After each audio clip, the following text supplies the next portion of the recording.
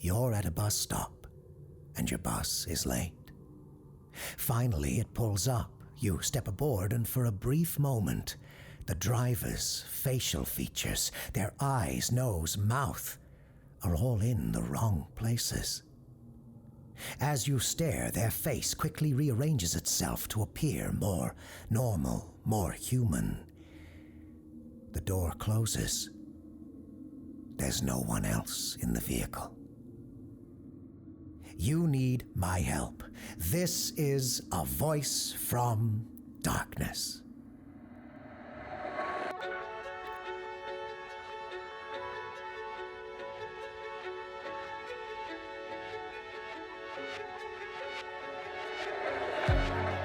Hello, this is Dr. Malcolm Ryder, parapsychologist, here to help you with all problems paranormal, supernatural, and otherworldly.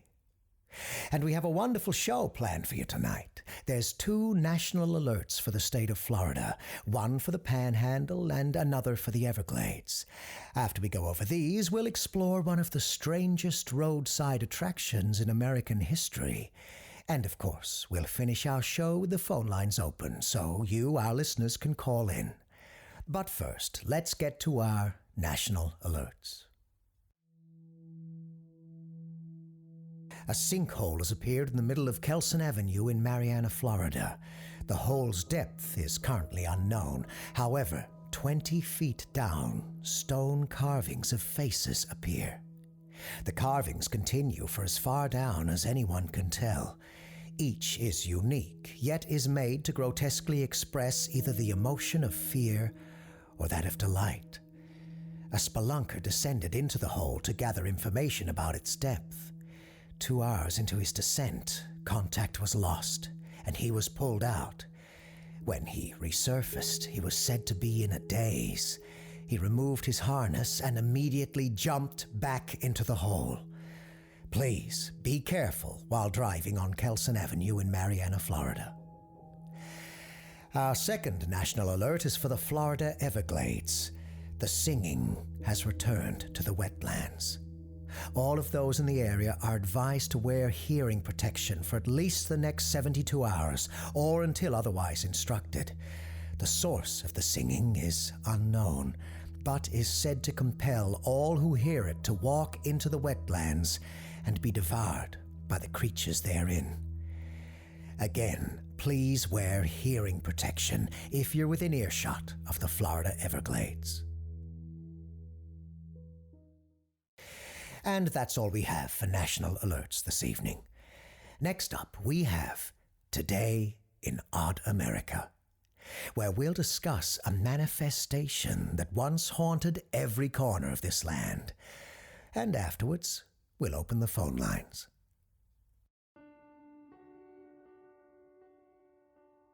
Today in Odd America, we find ourselves across the highways of our country. 44 years ago, today marks the last known visit to a roadside attraction commonly called the House of Narcissus. No physical evidence of the place exists. It was never found in the same location twice, yet hundreds of oral testimonies swear to its existence. Tonight, I will cobble together disparate accounts from those who claim to have toured the fabled roadside museum. My hope is this will paint you a picture of what the experience was like for those who wound up touring a space dedicated completely to themselves. I was driving down Route 8, Maisie Bridges stated to the Columbus Dispatch in 1955. It was late and dark. No other cars were on the road. Then I saw it. A billboard illuminated by a single dim light that read, "Know thyself. Next exit." No other words, but next to them, taking up the entirety of the right side, was a painted picture of me. Unmistakably me, done in a sort of Norman Rockwell style, I suppose. What was I supposed to do? Of course, I took the next exit. All descriptions of the House of Narcissus begin this way. A strange billboard on a lonely road, mere seconds to decide to take the exit or not. Oddly, there are few confirmed cases of those who saw the billboard and kept driving. It's impossible to say if that says something overall about human nature, or merely the people the house chose to manifest for. I was overwhelmed when I first drove up to the house, Curtis Johnson said to the Louisville Times in 1948. I'm not ashamed to admit it, but I might have cried a bit. I mean, the place was just magnificent. Out there in the middle of this grassy field, in the middle of nowhere, there's this small piece of heaven, you know? I didn't feel like I was about to tour some cheapo roadside scam where they show you a mannequin in a $5 gorilla suit and tell you it's Bigfoot. I felt like I was home. Of course, I rushed right out of my car up to the door. Why wouldn't I? I was home. Descriptions of the museum are typically left vague, abstract, at least when describing the exterior. Visitors will often speak of the joy they felt upon seeing the house. Often they'll say a sense of nostalgia or homecoming overwhelmed them. However, no one was ever able to give a single concrete detail of what the house actually looked like, how many stories there were, the color of the siding. What the house looks like remains a mystery to this day, but there's much agreement about its interior, at least in some respects. There's no employees, no turnstile to go through, nothing like a museum or roadside attraction typically has. You just go in the front door and you're suddenly there, in the first room. It's filled with photographs along the walls.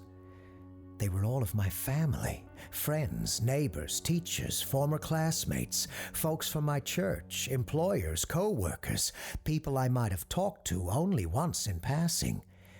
None of these were photos I took or remember anyone else ever taking. None are in any photo album I own, said Judge Michael Harvester in 1972 when he called into the KIRT radio station of Olympia, Washington. The photo gallery is always the first room visitors find themselves in. Under each photo is a brass plaque on which a single sentence is etched. The last words said by whomever is touring the house to the person featured in the photograph. Even this first room can be disarming to a visitor. As Judge Harvester said, you don't realize how many people you speak to, thinking you'll do so again, but then never do. It adds up over a life, it really does. I didn't look at all the pictures or read all the plaques. I had to stop after a while. I saw one in particular. The last words I said to an old neighbor of mine, lived a few houses away from the place I bought right after law school. Me, him, and some of the guys down the block would get together to play poker twice a month. Last thing I said to him, I'll see you in a few weeks. I don't remember what happened after that. I guess the poker game fell apart. I don't think either of us moved. I don't remember us getting into any fights. But I never spoke to him again. And that's just one example. People like to call that first room the photo gallery, and that makes sense, I guess. But that's not what it is. It's a monument to lost relationships. Most visitors to the house expressed regret coming there at all after visiting this first room. Unfortunately, the way they entered disappears after entry, replaced by a wall filled with photographs. Once you enter, the house forces you to continue through the rooms.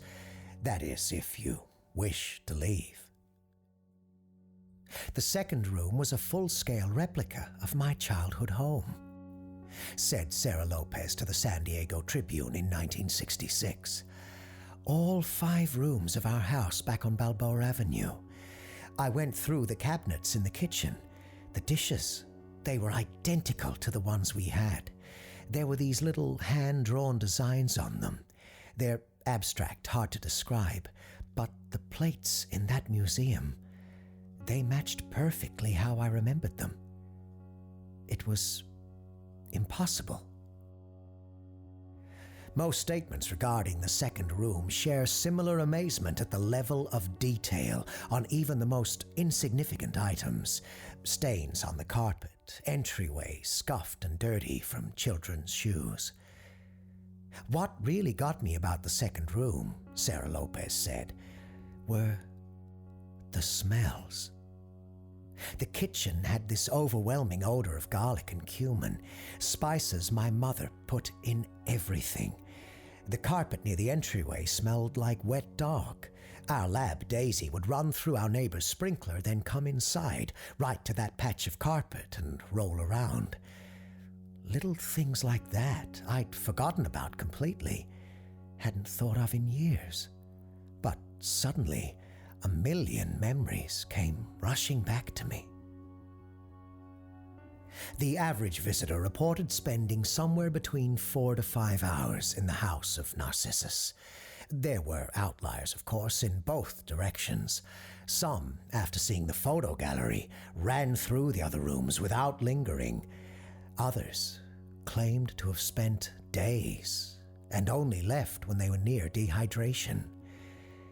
There are dozens of other rooms in the house, too many to go over tonight, but I'll end by stating what's in the only obligatory room. The last room. The room with the only way out. At the end of a very long hallway is a plain wooden door with a small sign above that reads, "What if?" Inside is a small movie theater. There's a single red-cushioned seat in the room with the perfect view of a small screen. To the right of the screen is a door with an exit sign above. The door will not open unless the visitor sits down in the chair and watches, truly watches and listens to the film that plays in that small theater. On the day of what was supposed to be my wedding, I called my best friend, my bridesmaid. I cried, and I gave her the awful job of telling my husband-to-be I'd changed my mind.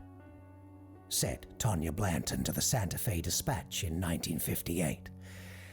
I was living in Minneapolis at the time, born there, was to be married there, figured I'd die there eventually too. I don't know what overcame me, but I got in my car and drove. Found myself in New Mexico and started a new life. My parents were furious, and I never spoke to the man who was to be my husband ever again. He sent me a letter when I'd settled in Santa Fe. I wasn't brave enough to open it. But in that last room of that awful house, a film played. It showed what my life would have been had I stayed in Minneapolis.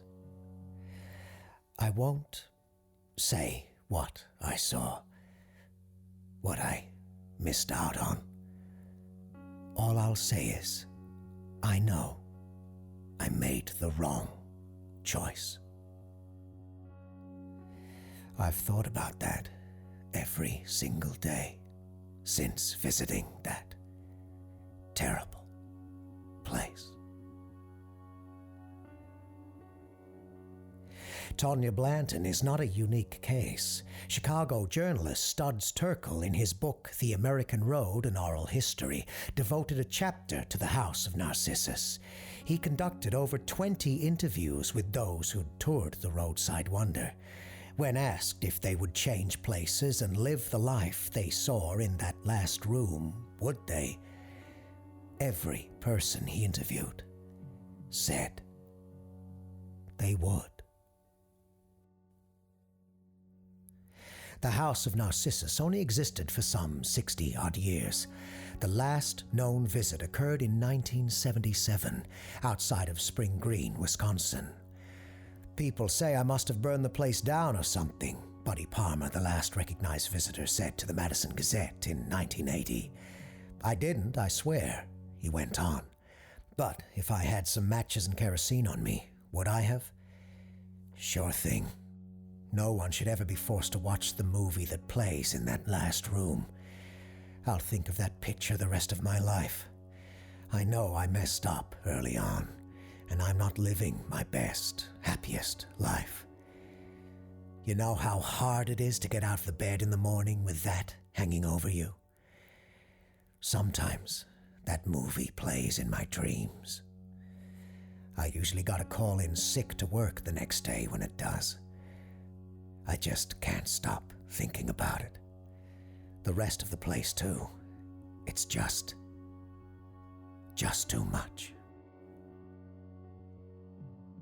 For those of you listening to this while driving alone, rest assured you're unlikely to see a billboard with your own face staring back at you and the words, "Know thyself, next exit." But in the rare chance such an event occurs, please consider my advice. Don't take that exit. Just keep driving. There are some truths about ourselves, perhaps better left unexplored. And now, back to our main show. And we're back, and we already have a caller on the line. Hello, caller. Why don't you tell us your name and the nature of your supernatural problem? Hello, Malcolm. I was wondering if we'd ever get the chance to speak again. Oh, I'm afraid I don't recognize your voice. Have you called into the show before? Oh, a few times, yes. And we met once or twice in person. Who is this? My name is Rene Dupont. And though I've explained this to you before, I will extend the courtesy of doing so again. I exist with a peculiar condition. People can rarely retain memories of me, not in any form. As this conversation gets to a certain point, I'll begin to vanish from your mind, as well as those of most of your listeners. If you try to write down anything about me during this call, you'll likely only produce gibberish or the vaguest of details. I've read case studies of similar situations. There was a man in Utah called, Nathaniel... Yes, Nathaniel Cotwell, who lived in a small town that couldn't create new memories of him past the age of 8. And so, as an adult, they'd still treat him as if he were a young boy. You studied him and Sarah Pullman of Butte, Montana, who went missing one night in the woods. When she found her way home again, her family had completely forgotten her. Right. The few times we've spoken, you've wished to demonstrate knowledge of people who've existed with memory-related ailments, and those are your two most common examples. Huh. It seems we have spoken before, Mr. Dupont. Oh, please call me Rene. No need for formalities. We're old acquaintances, after all. Yeah, of course. And why have you called into the show tonight, Rene? There's been a man following me. Repeatedly. And of course, that's a difficult task to accomplish, as it's so hard to remember you. Right? You're correct. I am anonymity incarnate. But there's a man in a grey suit who seems to have found my scent. A further detail about him. He's missing one of his fingers. I'll let you guess which one. Why is the traveling salesman after you? I called you in search of an answer to that very question. In all likelihood, he wishes to strike a deal with you. That's why he seeks anyone out. That, or to kill them. Let's assume the former for the moment. What sort of deal would he want to make with me? I have no idea. Perhaps he needs information from someone, but he doesn't want this person to know they've given their secrets up. I imagine with your talent that's something you'd be good at. Indeed. Before the wall was destroyed in '89, I was employed on both sides, doing something akin to what you just suggested. Then that might be what he wants. Or perhaps something more metaphysical. Such as? Your ability to be forgotten. Julian already has some power over memory, but not that. Could he really take that from me? Well, not take, trade. The salesman doesn't steal, Rene, but his deals are often one-sided, exploitative, as he'll neglect to tell you pertinent information before you agree. So he wouldn't really be taking something from me so much as he'd be giving me the gift of being able to be remembered. That's a dangerous way of viewing such a deal. Dangerous for you, perhaps, but of great advantage to me. No. It would be dangerous for the whole country, for the traveling salesman to be easily forgotten. One of the few weapons we have against him are the memories of devastation he's brought about by the deals he's made. The only reason anyone ever turns him down is because his reputation precedes him. Take that away. I have the means and resources to go to many other countries. Julian Holloway can have this one. You'd potentially sacrifice hundreds of millions of people to be remembered. And yes, I would. This talent of mine came to me when I was young. For most of my life, I've been unable to have a meaningful relationship with another human being. To even have an extended conversation. What's my name? What? Rene. Rene Dupont. You're getting close to forgetting already, Malcolm Ryder. If I made a deal with your friend for him to take this power away, you'd never even know. The traveling salesman is not my friend. All right, if your former friend might help me where no one else could before, including yourself, then I would take him up on his offer. That is if he even wants to help you. He could be searching for you, as I already said, to kill you. And why might that be his objective? There are limitations to his power. I don't fully know what they all are, but I know they exist. Again, I ask, why would this necessitate him wanting me dead? Because you possess power in one of his realms, memory and dream. And if you have more power than he does, and if he can't use you or your power towards his own ends, he'll want you dead. You're a liability otherwise. You're bluffing.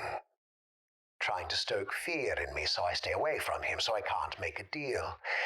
If what you said was true, your friend Charlotte Price would be dead. Charlotte has found ways to take care of herself. She has forged alliances with things even Julian fears.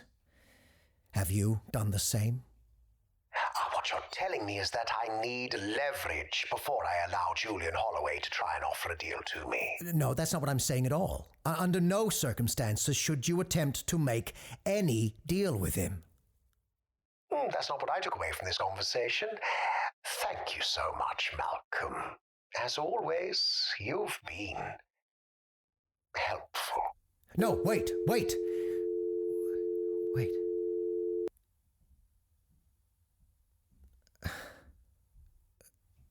There was someone on the line just now. I swear there was. I have notes I made. Most are illegible, which isn't like me. Of what I can read, shadow, mirror, flesh, spirit, and dream. It looks like I tried to write memory, but it seems my hand was unable to. Odd.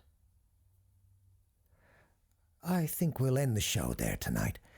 I'd like to play back the recording of the past several minutes, see if I can see what I'm missing.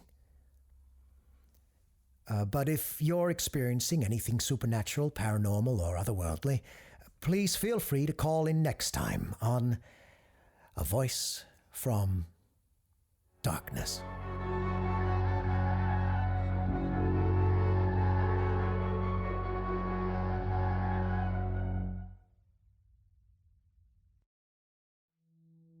Thanks for listening to A Voice from Darkness.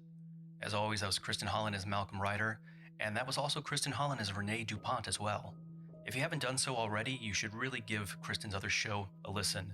That's Nocturnal Transmissions. It's a horror anthology podcast where, in addition to hearing some of the best classic and modern horror stories, you'll hear Kristin display a huge range of characters. Check it out.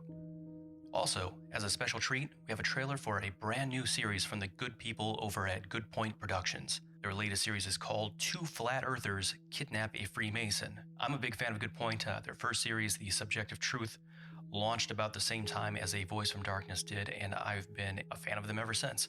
The trailer for their latest series, which is once again Two Flat Earthers Kidnap a Freemason, will play as soon as I'm done talking. Thanks again for listening to A Voice from Darkness. This is Jack Rhys, and I hope you have a good Halloween season. Oh, and if you're one of our patrons, we'll have a new episode up soon, and possibly something new debuting over on our Patreon. More on that later. For now, let's hear Two Flat Earthers Kidnap a Freemason. The influence of Freemasonry is undeniable and unavoidable. But who are these mysterious apron-wearing craftsmen, and what are they up to? For centuries, hater-ass conspiracy theorists have attempted to answer these questions. This fall, from the creative team behind The One Stars and The Subjective Truth, comes a new dark comedy about secret societies and suggestive thinking. Two Flat Earthers Kidnap a Freemason, starring Zane Schacht as Randy Dunning. I just want to go on the record right now and say that I, Randy Dunning, am 100% anti-gravity. Lauren Grace Thompson as Gail Kruger. You're the one who wanted a Freemason. I don't see why I should be the one getting punished for it. And Matthew Woodcock as Walter Clay. When it comes to the secrets held by our brotherhood, this is one of the juicy ones. Like, subscribe, and share your way to the truth when Two Flat Earthers Kidnap a Freemason.